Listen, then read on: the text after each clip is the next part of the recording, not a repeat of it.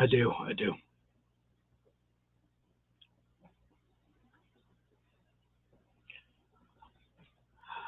All right. Welcome to A Free Solution. I'm Kevin Wilson, your host for today. Thank you so much for joining us. We're live here on WYSL until 1 p.m. Give us a call if you want to participate in the show, 585-346-3000. That's 585-346-3000. Shout down the line to our friends listening over at WACK out in Newark. And, of course, friends listening online on the Free Solution Facebook page, Free Solution YouTube channel, and the Kevin Wilson pages. Wherever you listen today, appreciate y'all being here. Appreciate y'all listening in today. So, got a bunch of stuff to talk about. We're going to talk about the Elon Musk buying Twitter. The madman actually did it. Bought him at $54.20 a share. Bought Twitter for, what was it, $44 billion. So we'll talk about that. We'll talk about kind of free speech, culture, and tech. I want to talk about a big subsidy going towards a local sports team, not just the Bills. Plenty of subsidies all around. Subsidies for everyone. And, I don't know, we'll see what else we get to. But those are the big steps today. Before I get to that, if you haven't heard already, and some of you listening on WYSL might have heard the commercials, we are changing times. So a free solution is no longer going to be noon to 1, 5 days a week. It's going to be a different show in this spot. So if you're listening on WYSL, it's not us during that time. If you're listening, not us, 1 p.m. to 2 p.m. Monday, Tuesday, Wednesday is the new time for a free solution. So we're going to be on just 3 days a week, Monday, Tuesday, Wednesday, 1 p.m. to 2 p.m. So we're going to do our live shows. Still going to be me on Monday and Wednesday and Larry Sharp on Tuesdays. So we'll still be around, just going down to 3 days a week, shifting times a little bit, and still excited and happy to be working with WYSL and all of our other partners on getting the show out and discussing cool ideas here on A Free Solution. So anyway, now that aside, let's get into the actual show bits.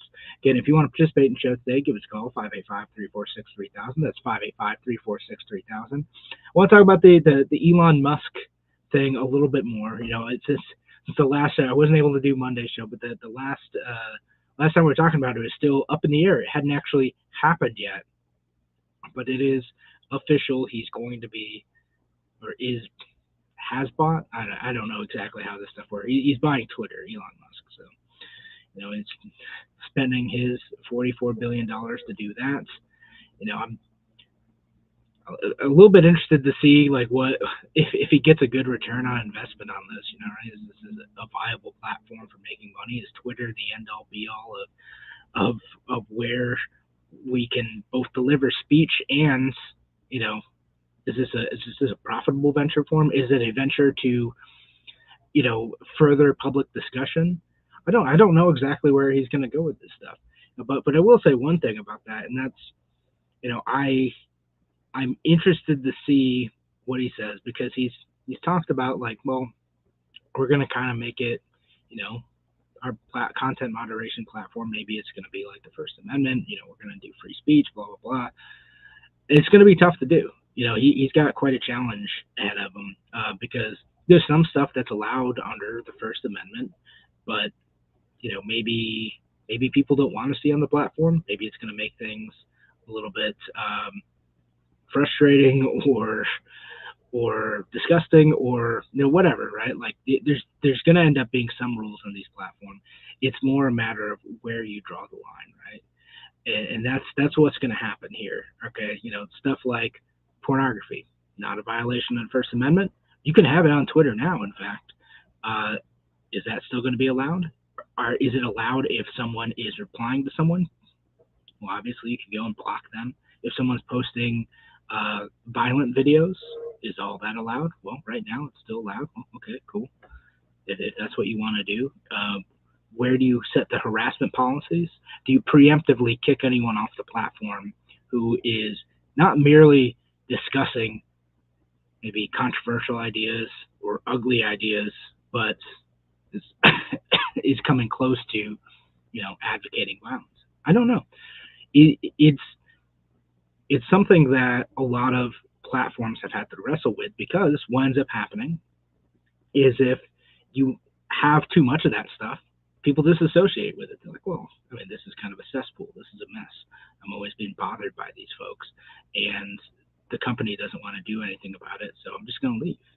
And that's what happens with a lot of unmoderated forums, is you end up with folks who are sometimes saying some ugly stuff, and you have freedom of association. You just don't want to do it. Again, is he going to expand the moderation policies? Is he going to allow more of that type of speech? Is he going to allow more, well, not that type, but like a greater discussion of ideas, particularly around things like, like the COVID policy stuff that ended up getting shut down. I didn't always believe some of that stuff either, but some of the things around COVID, like the Wuhan lab leak around, so that's one of them. And then some other things too. Although they were controversial, they ended up being true. Mixed evidence about masks. That was a discussion that was worth having. And it doesn't matter if the progressive elites were like, well, this is a discussion being had in bad faith or without the foundation of science. Well, some of that ended up being true, even if they didn't like it, even if there wasn't evidence for it at the time that met their standards. It was still worth having those discussions. And kicking people off the platform for doing that type of stuff isn't the best approach to fostering a free society. And here's where I come down again. Twitter, Facebook, whatever, they're all private platforms. They can do what they want. And to me, again, I do want some content moderation. It does come down to where you draw that line, A. And B, it does come down to, if we have a culture in which we are constantly moving towards asking an authority figure to shut down speech that you merely don't like. It's a little bit different if it's harassing or violent or whatever. Speech that you merely don't like, or you disagree with, or you're not sure is true. That is a dangerous cultural precedent to set. Because politics tends to follow culture. Politics is a lagging indicator of culture. And if our culture is, we need an authority figure to shut down speech that we don't like, well, that's where we're going to run into some problems when the state ends up getting involved in determining what is misinformation, what is real, what is not real. And I've said this all along too. I get a little nervous when Facebook, Twitter, some of these other companies try to do this stuff because they don't always know what's right. And it does set that bad mindset that we need an authority figure to tell us what is true, what is not, what is allowed, what is not, instead of negotiating that among ourselves. And you have ways to be able to, if someone's really truly being annoying to you, you can unfriend them, you can unfollow them, you can block them, you can mute them. There are ways that you can control that narrative yourself too. If you don't want to engage with folks that you find disagreeable, sure, freedom of association. Just do that. It doesn't matter. Whatever you want to do. But run to an authority figure to do so, that's a bit different.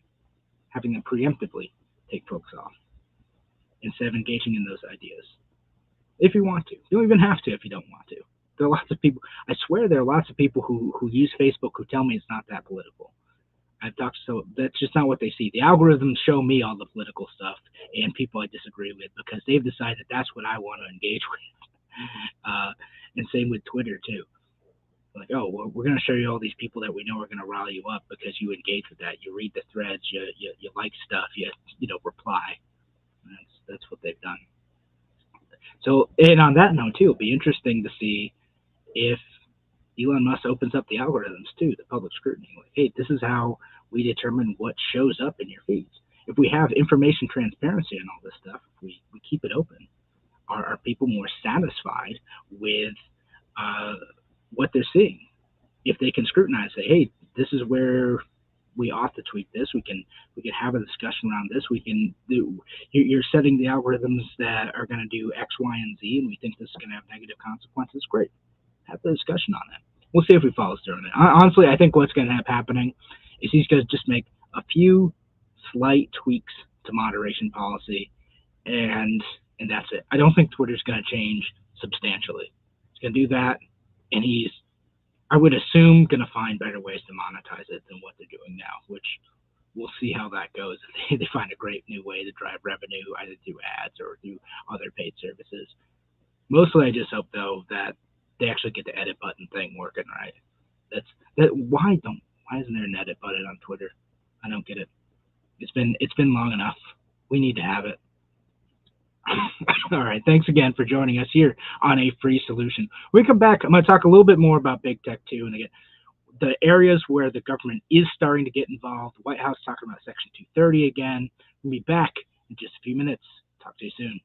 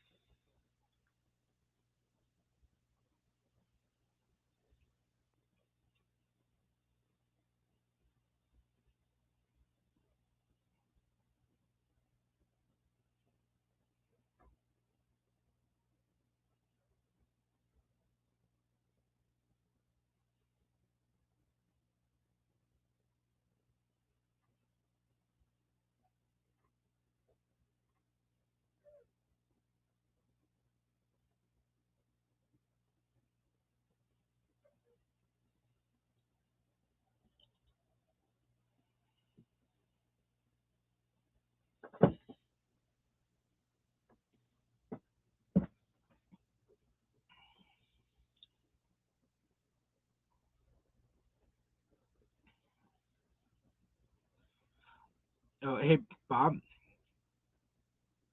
Yeah, so I'm still planning on recording a PSA for the Seek Toolshed. So I'm just gonna make like a 30-second thing. Once I do that, assuming it meets quality standards that you're looking for, can we roll that into my show? So it's for a tool library that's in the city of Rochester. It's open to anyone, like anyone can use it. But Kiki was, yeah. Hmm.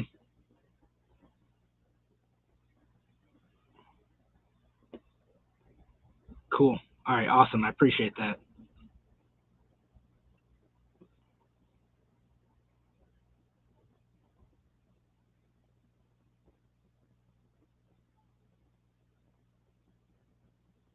Yeah.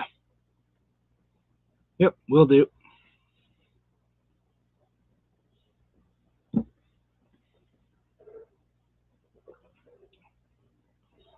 All right. Yeah, appreciate that.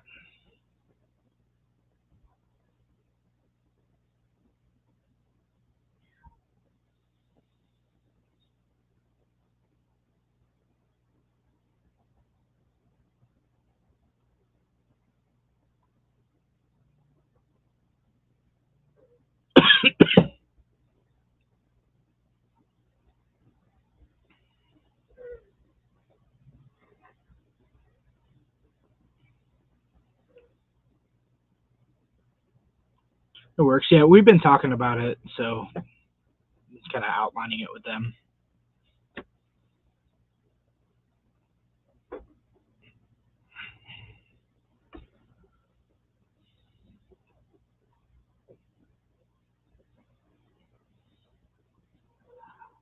Welcome back to A Free Solution. I'm Kevin Wilson, your host today. Thanks again for joining us on this wonderful, wonderful Wednesday.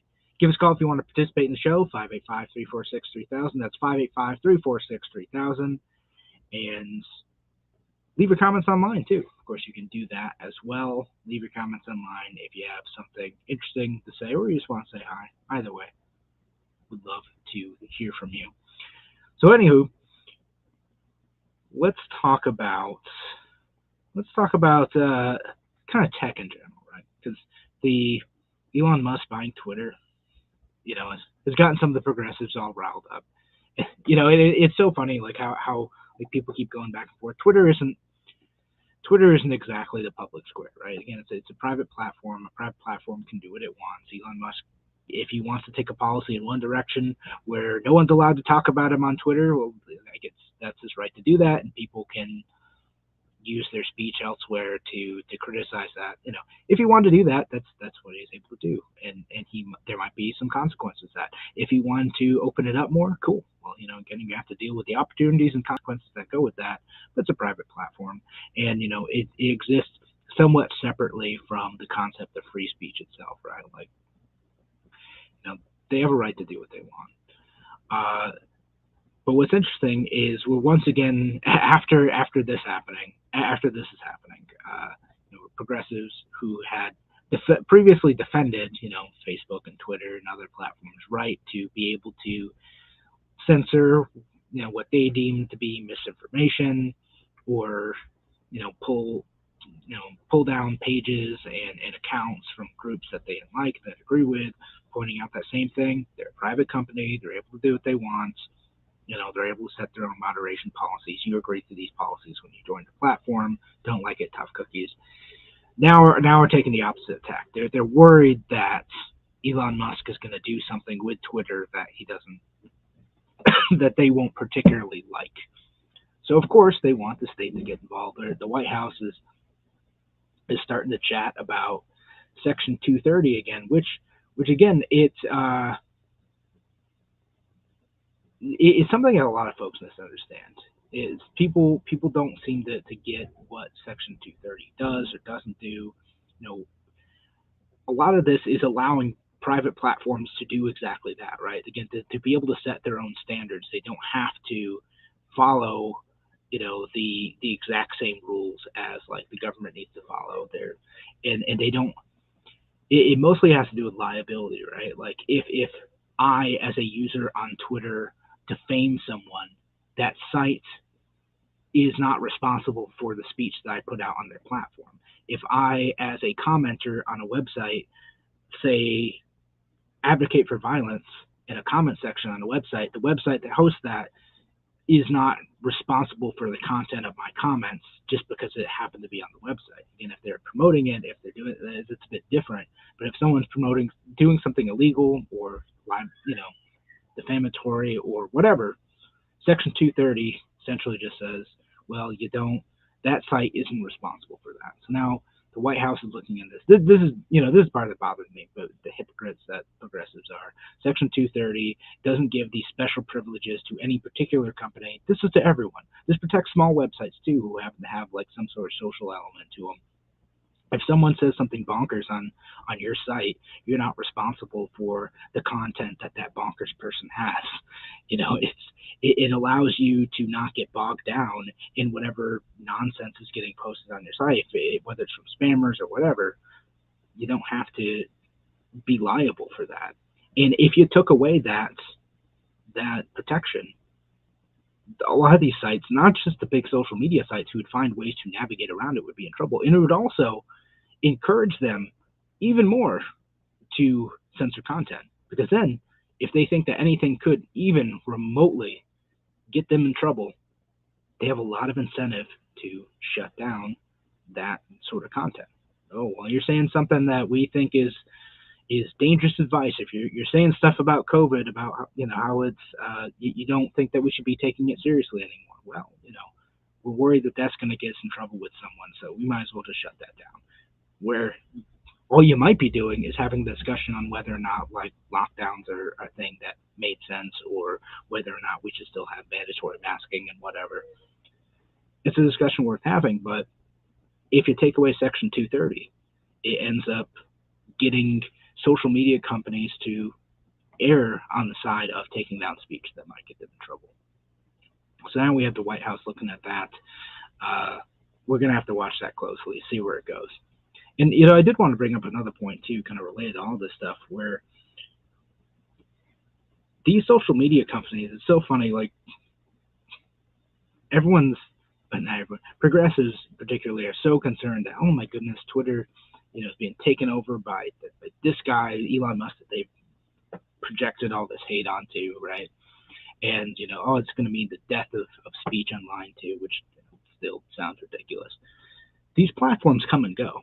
like Twitter has been around for like 15 years. It has still relatively small market share, but these things come and go. Uh, Recently, TikTok actually surpassed Google as the number one site on the web. They've been more popular than Google. TikTok, I mean, if you're not familiar with, Tim and I talk about it, joke about it all the time too. It's, like a video site, and you go through and it has an algorithm that keeps showing you videos that, you want to see after you get through the first like hour or so. And it is fun. It's good. I know there's there's some things about TikTok that are less great, but I mean honestly, it's a fun platform. That's taking away a bunch of users from places like Twitter and Instagram and Facebook and Snapchat. And there's going to be something after TikTok too. It's going to keep changing. We're going to keep adapting. MySpace was once considered an unbreakable monopoly because we thought people, and you can find articles about this too, people thought that like MySpace needed to be regulated because there was no way that anyone would switch to another platform because everyone was on MySpace. Well, guess what? That turned out to not be true. So when big government progressives in the Republican Party and the Democratic Party start talking about, well, we need the state to intervene. We need the state to set the rules for Twitter or Facebook or Instagram or whatever, because they're monopolies or they have too much market share. There's not going to be. It's nonsense. These people have a short grasp of all they're trying to do. All they're trying to do by saying that stuff is they want more control over the avenues under which we're able to have conversations. Don't let them have it. Republicans or Democrats, neither one of them have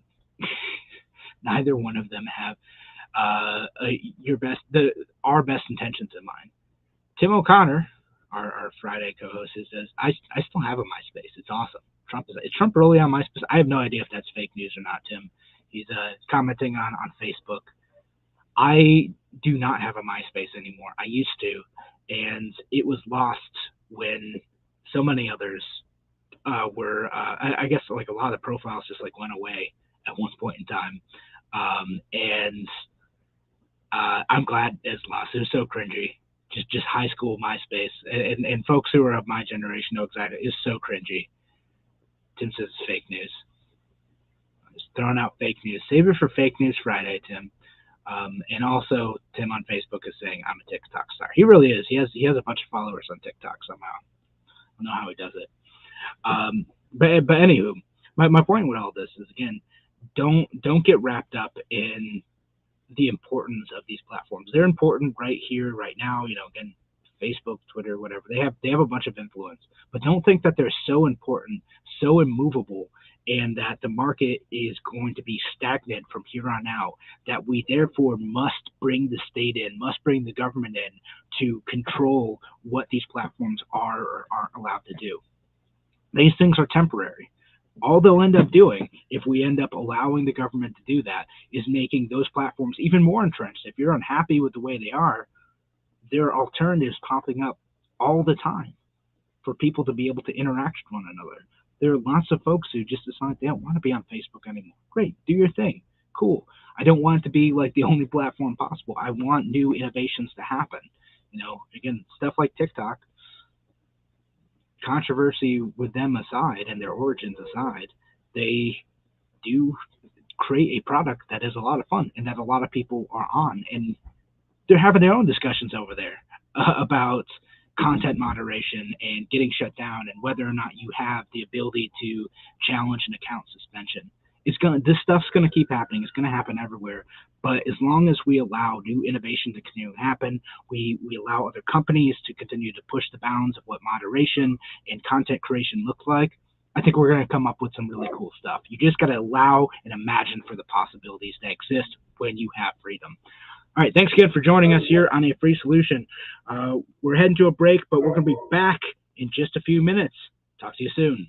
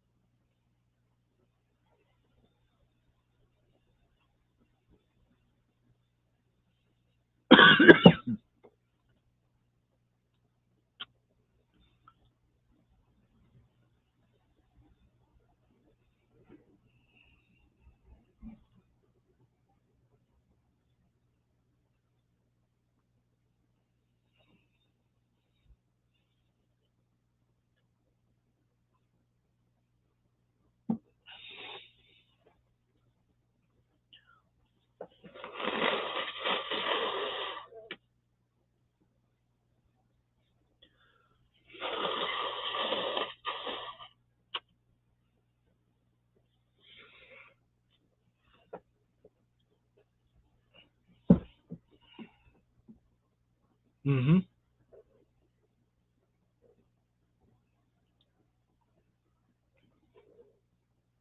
Yeah.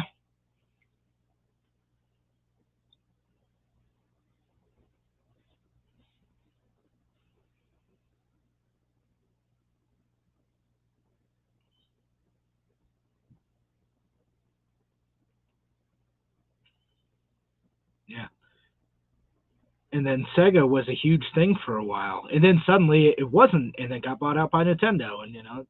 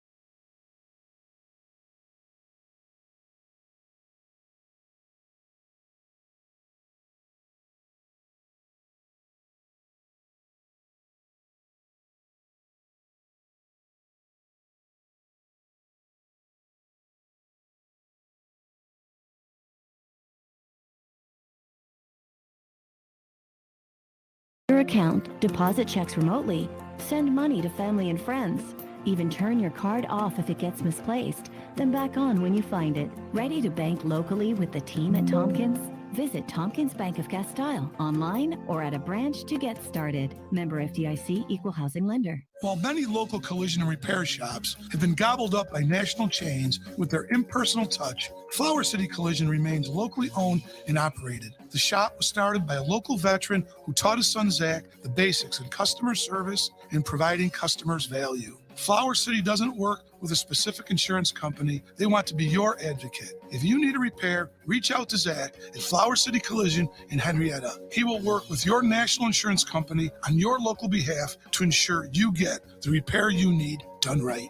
A free solution. All right, welcome back to A Free Solution. I'm Kevin Wilson, host today. Thanks again for joining us.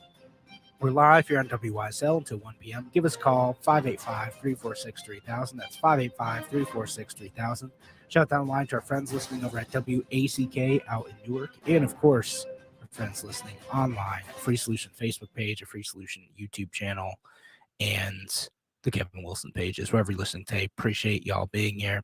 You know, again, give us a call, 585-346-3000 if you want to participate. Been talking about Elon Musk and his Twitter buyout and also the kind of tech industry, or like the social media industry in general. Overall, again, we can create some cool stuff if we're given the freedom to do so. And, that requires both advocacy through these private companies and also making sure that the government doesn't interfere and lock these platforms in place by, again, doing what's called regulatory capture and creating situations that make it impossible for new innovative platforms to emerge. I'd say I'm excited to see what comes next, and as long as we don't ruin it. And I'm going to move on, though, because I want to talk about a couple other things today. I want to talk about sports stadium subsidies, not just the Bills one, because, that's one thing, but just kind of sports stadium subsidies in general. But specifically, another one happening in the Rochester area. Frontier Field is getting a $26 million upgrade. It's all going to be paid for by the state and the county. The county is going to pay for some of it. State's going to pay for another part of it. So even if you don't live here in the county, you're paying for part of it. $12.5 million being done by the state, and again $13.5 million for Monroe County. $26 million total going towards baseball stadium. And Frontier Field's wonderful. I don't go to baseball games that often, but I do like going there. What bugs me about these situations, the same way that the Bills situation bugs me, is like, why can't these organizations pay for this? Why are we, the taxpayers, footing the bill for this? And the initial justification for the state and the county making this sort of investment in Frontier Field specifically is there were some requirements through the Major League through Major League Baseball that required them to make some upgrades to the field that was going to take some amount of money. Well, okay.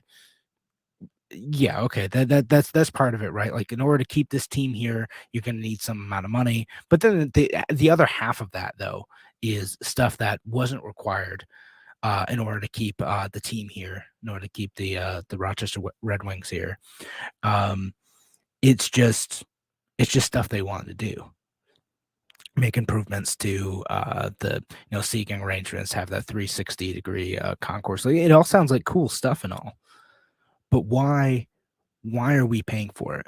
Why can't they get a bond to do this stuff? They're going to be the ones benefiting this. It's what happens with a lot of sports stadium subsidies, is that they end up getting subsidized. The risk of making a massive capital investment that gets subsidized by all of us, but they get to keep the profits for that.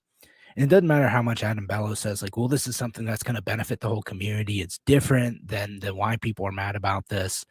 Why people are mad about the Bills thing. And I'll read from an article shares from Rochester State newspaper. Says, Bellow called the improvements anticipated for Frontier Field a different project and justified the investment of tax dollars by saying that the stadium serves the greater community, not just the baseball team. They're going to have like concerts or whatever there. No, like, the primary use of this is the Red Wings. They should be taking on the burden. They should be taking on the responsibility.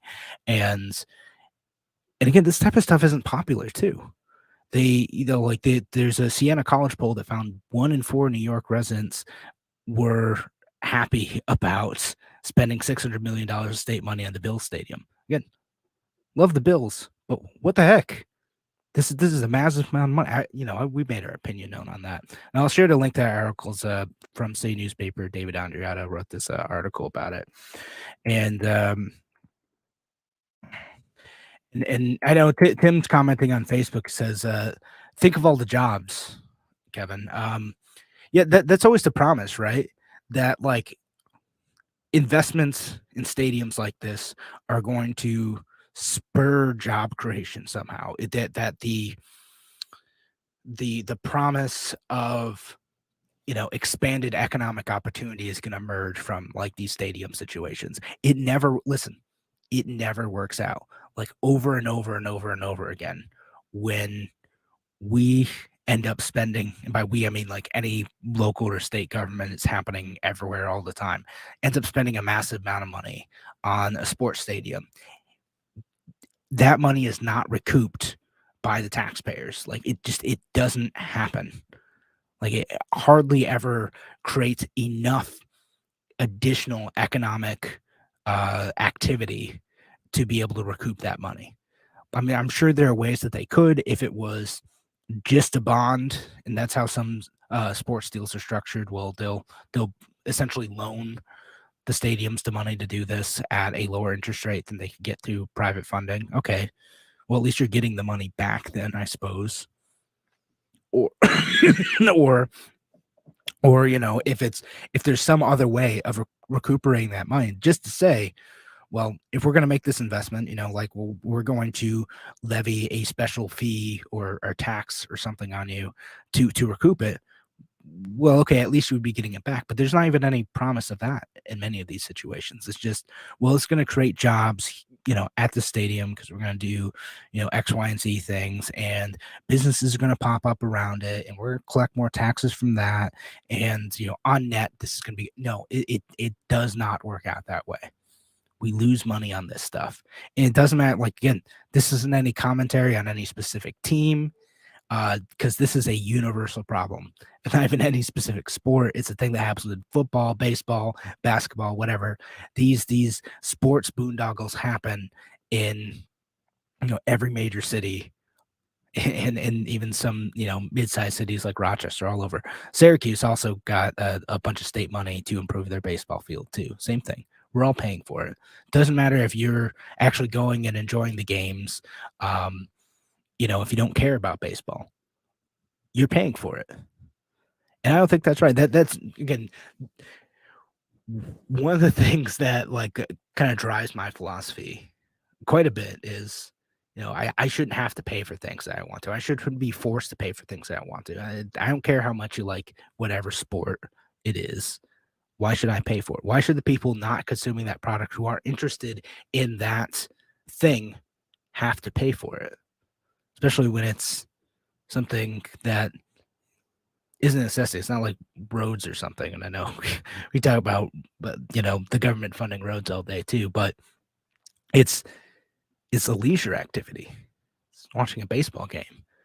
It's $26 million, $13 million from the county going to pay for that stuff. What could we have done with that instead? I'm sure there's a bunch of stuff we could have paid for in terms of improving infrastructure, but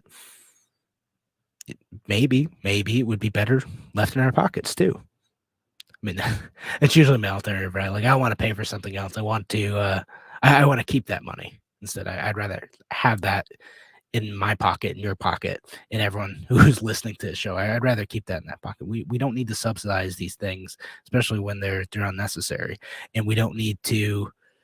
And Tim on Facebook says, yeah, tax lowering, lower taxes for this. That's what I'd love to see too. That's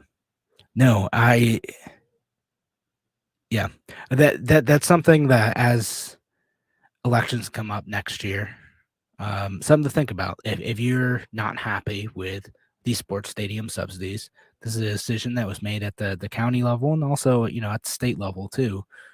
Start asking the tough questions about this. Was this worth it?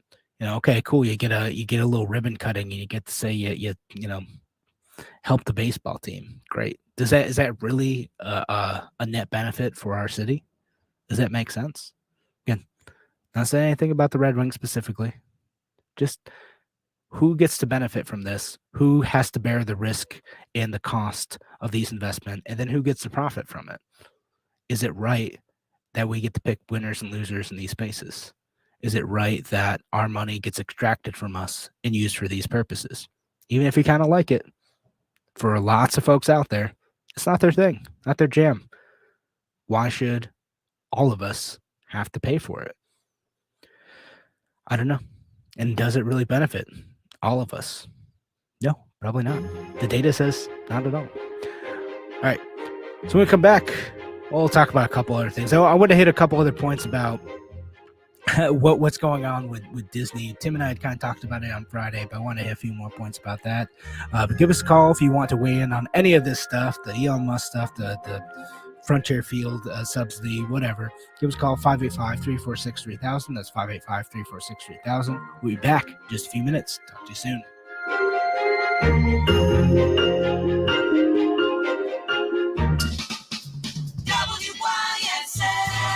The WYSL store is now open. With nicer weather, your car needs an official Voice of Liberty bumper sticker. There's a great selection to help you show your love of God, the Constitution, and free and safe schools. Here are just a few available. Shut Up, Fauci, Kathy Hochul, Save America, Support the Second Amendment, Scam Alert, January 6th, God, Please Help Us, Close the Mexican Border, Save America, Stop Voting for Democrats. And there are gas pump stickers reading, Democrats did this. These are standard weather-resistant bumper stickers guaranteed to get you horn honks and thumbs up in traffic. Choose from other locally made WYSL Voice of Liberty merch too, like tees, hoodies, drinkware, and more. Perfect gifts for any Liberty lover. Check out the exclusive WYSL Mount Worstmore shirts, hoodies, and coffee mugs depicting our 4 worst presidents. Guess who's front and center? Shop the WYSL store at WYSL1040.com. Why do businesses choose to move their website from Wix and Squarespace to Simple Tech Innovations? Maybe it's their excellent customer service or attention to detail. Maybe it's their ability to give a truly customized solution. Or perhaps they just like the fact that Simple Tech is a local small business that builds great relationships with its clients. Whatever the reason may be, you can rest assured knowing that the local team at Simple Tech has your best interest in mind when building or updating your website. They're hands-on and love helping customers achieve their goals. But don't take my word for it. They've won the best in Rochester 8 years in a row and have an A+ Better Business Bureau rating. If your website doesn't match your dreams or isn't achieving your goals, give the professionals at Simple Tech Innovations a call today for a consultation at 585-200-3182. That's 585-200-3182. Simple Tech Innovations. There's a place in the village of Avon you and your critters will love. Whether they're big or small, whether they've got hair, fur, or feathers, Avon Feed fits every need. There's a full selection of pet foods, bird feeders, and wild bird food, plus garden tools, quality grass seed, and a great selection of dry shod boots. Buy 10 bags of quality wild bird food, get the next bag free. Choose farm feeds and great equine products from Poland Grains. Find everything for your pet from feeding bowls to toys, leads, collars, beds, crates, and tie-outs. Avon Feed and Supply has what the big pet chain stores will never have: Tim Cole and his great knowledgeable staff. Choose from premium local products like Firefly, dairy, goat soaps, and lotions. While you're at Avon Feed, don't forget your 2-legged pets with River Rat, Thousand Island cheese, and great flavors, including the new 12-year-old cheddar, plus Chef James bourbon meat sauce, once again nut butters and Nunday mustards. Open weekdays 9 to 6, Saturday 9 to 4. Avon Feed and Supply, West Main Street at the bottom of the hill, just west of the Circle. A free solution. Welcome back to A Free Solution. I'm Kevin Wilson, your host for today. Thanks again for joining us. Give us a call, 585-346-3000. That's 585-346-3000. If you want to participate in the show, we're live here until 1 p.m. today. And just a reminder again, next week, we're changing times. A Free Solution will still be on, but if you're listening on WYSL, it's going to be on noon to 1 1 to 2 p.m. Monday, Tuesday, and Wednesday. So 7 noon to 1, we're going to be Monday, Tuesday, Wednesday, 1 p.m. to 2 p.m. Just shifting times a little bit, going down to 3 days a week. Does give us more time to focus on those shows too and do a bit more research on it. So again, love being here on WYSL and on WACK too. Hope to continue bringing you great content. So one thing Tim and I had started talking about this last week, and it was on the Disney special district that they have. So they have what's called the Reedy Creek Improvement District. And it's funny, like a lot of conservatives have kind of talked about this, like this is some like big corporate tax break type of thing. It's not quite that though. And I shared a thread. If you follow me on Twitter at Kevin Wilson ROC, if you check out a tweet I posted a couple days ago, it really breaks down what this district does. There's a whole bunch of special districts in Florida to do different things. Places like the Villages have them too, and basically allows a private entity to control infrastructure and collect fees from other entities or individuals within that district to be able to fund that infrastructure, right? Because again, Disney has this complicated as heck special district that allows them to do like roads and and police services and power generation and water and gas and all this stuff, right? Because Disney is its own complicated entity. It's its own like series of cities essentially. And if this ends up going away, and so the Florida legislature and the governor, they passed a law, the governor signed it for this to go away. They have a year before it actually goes away. If it actually were to go through, what would happen is all those obligations would need to be picked up by someone else. And what would happen is like Orange County, and then there's another county, it kind of overlaps the two of them. They would have to pick up suddenly really $100 million in liabilities between the two of them, and would then need to tax their residents accordingly. Disney in the Reedy Creek district can tax itself. It's what it does. A certain amount of money to do that, and it can tax at a higher rate to do that, to make that possible. The counties can't impose a special tax specifically on the part of Disney that's within the county. They have to do it through other things, sales taxes, property taxes, stuff like that. So they have this massive new liability for which they can't specifically tax Disney for the services that they have now, which are far more significant than what they're managing currently. What that'll end up meaning is the taxes in those counties are going to end up going up. And so the residents of these places are end up getting hit really hard because Ron DeSantis wanted to make a political point that was going to be good for his national ambitions. It's going to be good for advancing his political career among conservative populists who live outside the state, but it's going to be bad for the people who live in that area of the state. Possibly bad for the whole state itself. Probably bad for the Republican Party down there. It's going to create a lot of messes. And I know some folks are excited about him. They think he's probably going to run. He seems like he's probably going to run for president. This type of he's virtue signaling in this case and a whole bunch of other cases to try to position himself to run for office. And he's going after the corporations who stand with liberal values or whatever.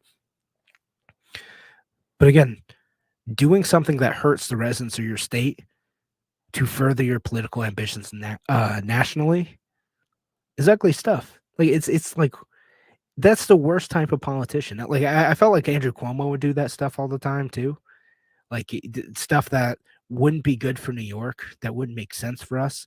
But gosh darn it, he could get on TV and talk about what a champion of whatever he is. Doesn't matter how much it hurts us. Doesn't matter how much it hurts the people who live here. What mattered was making a national spectacle, positioning himself to maybe run for president one day or whatever. It's whatever he was planning on doing. That's most likely over now. Ron DeSantis is doing that too. And anyone who would use their power as governor to do that sort of thing is not someone I'd want to support ever. So yeah, right now, for that and probably other reasons too, I couldn't support Ron DeSantis if he ever ran for president. I'd probably lean towards voting for whatever libertarian ends up getting on anyway. I'm a little bit biased, but politicians who do this sort of stuff, like they're the problem. And that's not just a Republican. You know, I mentioned Andrew Cuomo too. Andrew Cuomo does it. Ron DeSantis is doing it. Like politicians everywhere do this sort of thing. And to allow someone to use, again, state resources or punishments or, you know, virtue signaling bills that are likely to get shot down in court anyway, something that's going to cost their residents a ton of money. Because with this bill repealing the special district in Florida, and what's almost certainly going to happen is it's going to get shot down in court. Like that's almost certainly what's going to happen. So great. Like they know this, they all know this, and it's not going to go anywhere anyway, but he's still going to get the value of people remembering that he went after Disney when, you know, they were creating problems, when they were, when they opposed his parental rights and education bill after it already passed.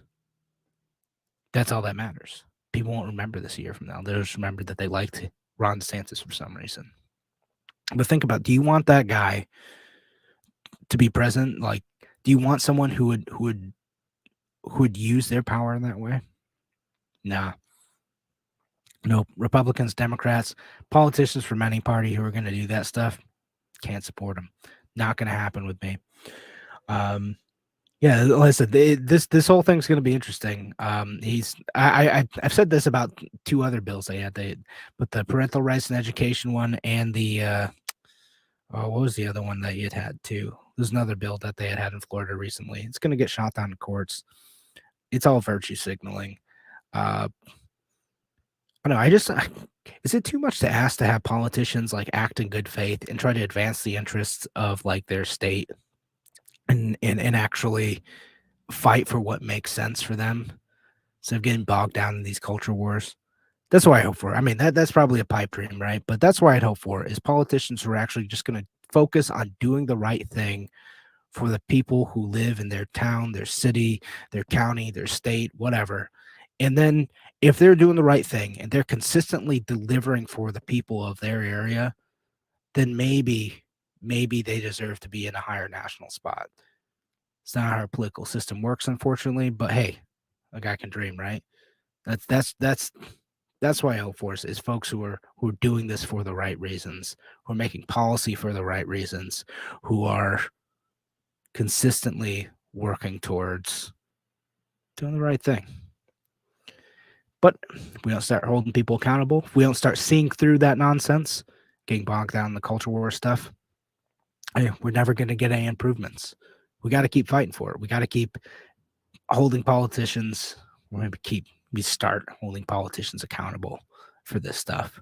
Don't let them get away with it. Thanks again for joining us here on A Free Solution. I'm going to be back on Friday, the last Friday show with me and Tim O'Connor. Talk to you then.